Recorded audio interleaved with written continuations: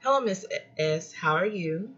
Today we'll be discussing your psychological assessment report. You got this assessment done on July 14th by Dr. K. He referred you to me so that we can go over the results. It says here you're a 29-year-old female, born in 1985. You're married with no kids. You're currently occupied part-time. You're fully dependent in all activities of daily living.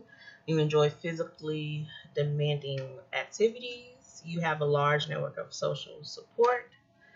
You have a high school diploma, and you're currently taking classes at a local college, but you plan on transferring to a university in the fall with the major of social work.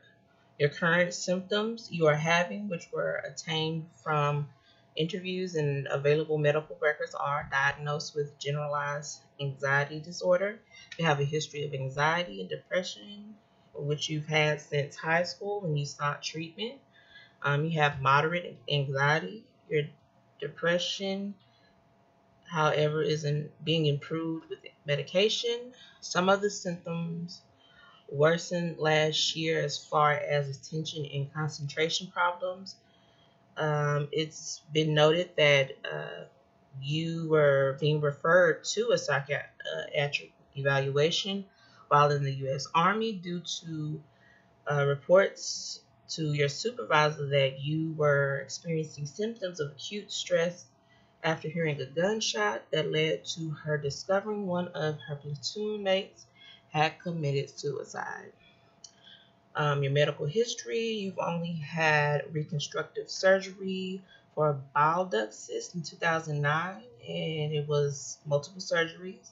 You have activity-induced asthma, irregular menstruation, which you are currently taking medication for. You don't drink, you don't smoke or use any recreational drugs, but you did gain over 200 pounds after you were discharged from the Army, and you want bariatric surgery, but your physician is not willing to recommend you.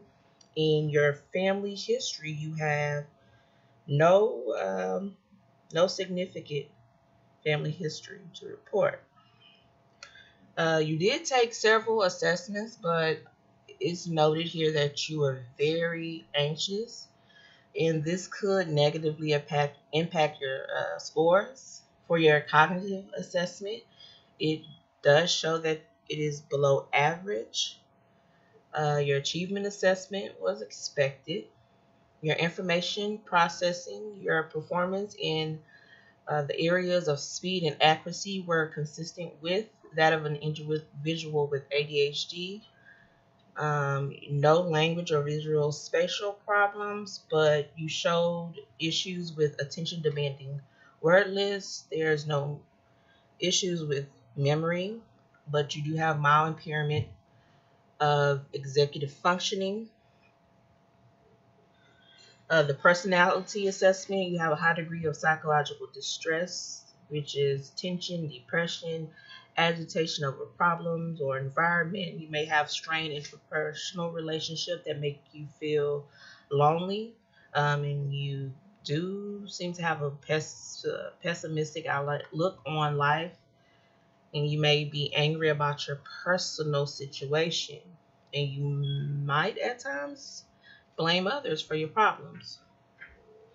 Um, I would recommend additional time to complete examinations, allowed to use a calculator on standardized tests, extra breaks when you're taking standardized tests, take frequent breaks from tedious work, make sure you have a distraction-free environment.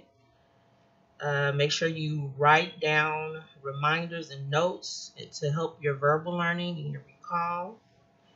Make sure you work at one task at a time. Try not to multitask. And write down important information and try to keep your personal belongings in the same place. That way it will cut down on not remembering where things are. But for the most part, these assessments, we got to be cautious because you were nervous when you were taking them.